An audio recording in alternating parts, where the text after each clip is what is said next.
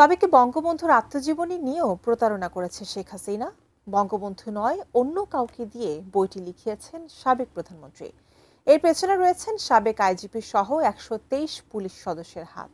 এমনই সব চাঞ্চল্যকর তথ্য দিচ্ছে পুলিশের বিশেষ শাখা এসবির নথি। তাহলে অসমাপ্ত আত্মজীবনী নিয়ে প্রকৃত ঘটনা কি? বিস্তারিত লিমা সায়ন্তীর ডেস্ক রিপোর্টে। আমি প্রধানমন্ত্রিত্ব চাই না, আমরা দেশের মানুষের অধিকার চাই।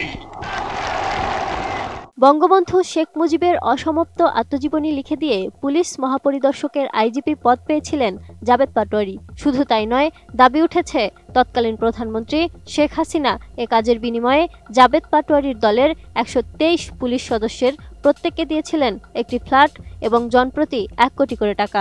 পুলিশের বিশেষ শাখার এসবি নথি দিচ্ছে এমনই সব চাঞ্চল্যকর তথ্য।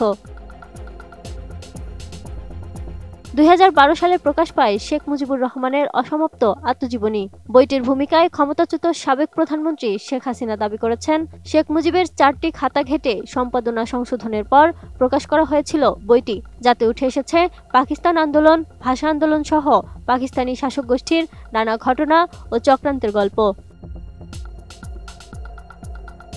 নোভা এলইডি টিভি, ঝকঝকে ছবি, নিখুঁত শব্দ, ৫ বছরের ওয়ারেন্টি। নোভা মানি সঠিক মান, নিশ্চিত সেবা। তবে গণমাধ্যমে প্রকাশিত প্রতিবেদন থেকে জানা যায়, এসবির একাধিক নথিতে দেখা যাচ্ছে এই বইটি লিখেছেন সাবেক পুলিশ প্রধান জাবেদ পাটোয়ারি ও তার নেতৃত্বে ১২৩ সদস্যের একটি দল।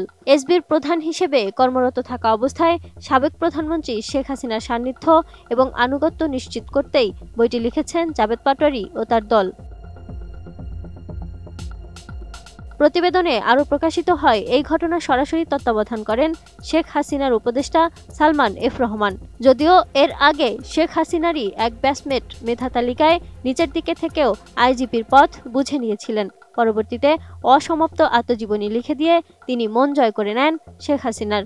বিষয়টি নিয়ে সাবেক পুলিশ প্রধান চৌধুরী আবদুল্লাহ আল মামুন তার জবানবন্দিতে সম্প্রতি দাবি করেন, ২০১৮ সালের রাতের ভোট হয়েছে এই জাবেদ পাটোয়ারিরই পরামর্শে। শেখ হাসিনার পতনের পর সৌদি আরবের রাষ্ট্রদূতের পদ থেকে জাবেদ পাটোয়ারিকে বরখাস্ত করা হলে দেশে ফিরতে বলা হয়। তবে দেশে না ফিরে সেখান থেকে তিনি পাড়ি জমান যুক্তরাষ্ট্রে। বিষয়টি নিয়ে পুলিশের কয়েকজন ঊর্ধ্বতন কর্মকর্তার সাথেও কথা বলার চেষ্টা করে এটিএন নিউজ। তবে এ বিষয়ে মন্তব্য করতে রাজি হননি কেউই। Lima Sayanti, desk report, ATN news.